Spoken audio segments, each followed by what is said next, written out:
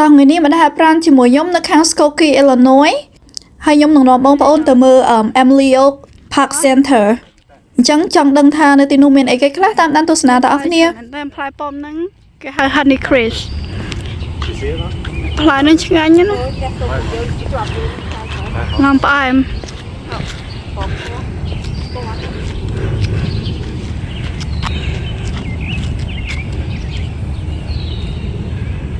មានហៅเนี่ยจอดตามเพลินมันจะនេះផ្លូវដល់កន្លែងហាត់ប្រាណ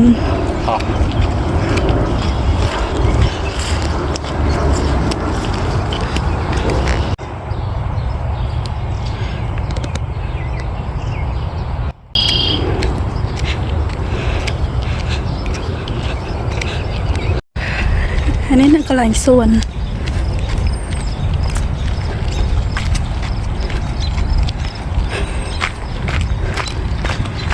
មានសួនของក្មេង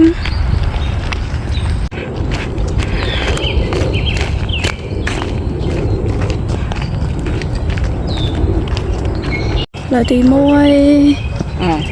ផ្លូវទី2ផ្លូវទី3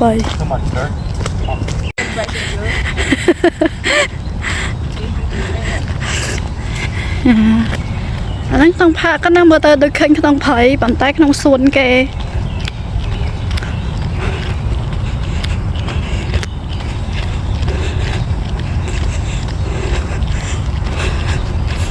នៅចុះចិត្តម្ដងហាត់ប្រាណ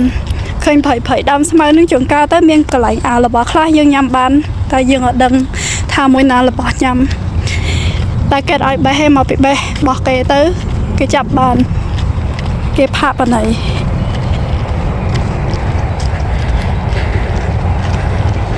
នាំឈើធំៗមែនតើគេមានកញ្ចក់សម្រាប់អ្នកខ្លះគេមកអង្គុយលេងគេយកអីមកញ៉ាំទៅគេធ្វើ picnic ញ៉ាំនៅនេះតែនេះកន្លែងគេមកដុតភ្លើងយប់ឡើងជាងគាត់ទៅខែត្រជាក់អីខែក្តៅអីក៏ដោយរឿងត្រជាក់បន្តិចមានគេមកដុតភ្លើងទៅគេអង្គុយជុំវិញនេះអាំងភ្លើងអាំងអីអង្គុយនិយាយគ្នាលេង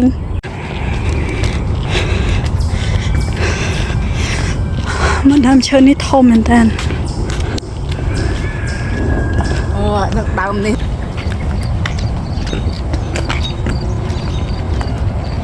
កន្លែងព្រៃនេះគេអត់កាត់ទេមកពីគេអភិរក្សទុកឲ្យ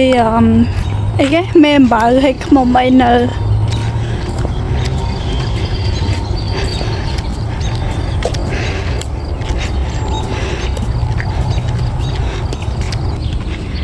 តែនោះក៏ដាំផ្កាស្អាត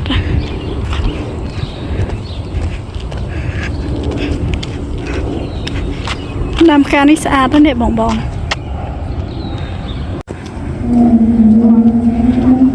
ផ្កានេះក៏អូបធំខ្លាំងវាដូចផ្កាម៉ាលីប៉ុន្តែអត់ដឹងថាផ្កាអីគេផង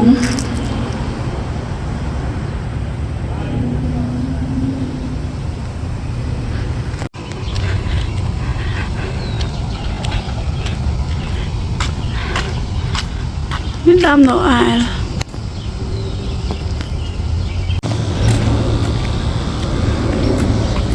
តែគេធ្វើសួន